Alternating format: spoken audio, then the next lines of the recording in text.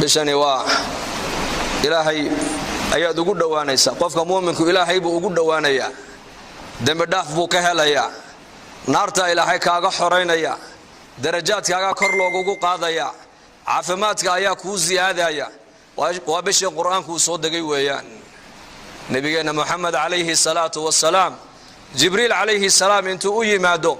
ayaa isagii Jibril bisha Ramadan quraanka ay darsi jireen quraanka ayaa akhrin jireen quraanka marka inakuna waxa la inaga doonayaa inaan bisha maalinteedana aan waqtigeena aan buuxino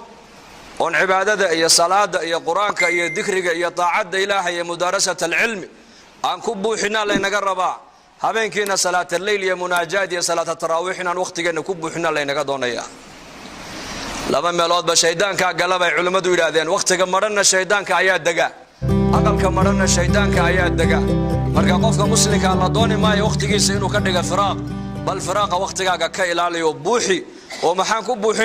ku buuxinaynaa bishani maadaama ay tahay bisha quraanku uu soo dagay quraanka akhriskiisa ayaan badinaynaa maadaama nabigeenu alayhi salatu wassalaam bisha malakul jibril intuu u yimaado quraanka ay wada darsi ay jireen inakuna bisha Ramadan waxa la doonayaa quraanka inaan darsino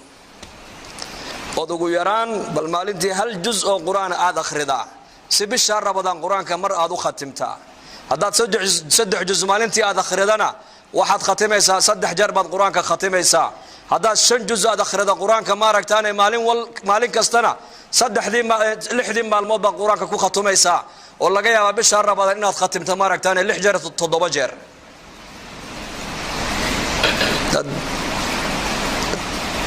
Usmaan ibn Affan radiyallahu anhu ayaa oran jiray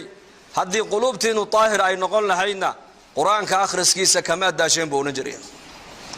quraanka akhriskiisa kama daasheen lidalika waxa salafu salih culimadu ay sheegan saxaabada ma hayna dadkii ka dambeeyay hatta taabiciintii taabiciin ila yawmina hada dad waxa la helaya quraanka maalintii mar khatimaya qaarkoodna laba jeer bay maalintii quraanka khatimaan oo la helaa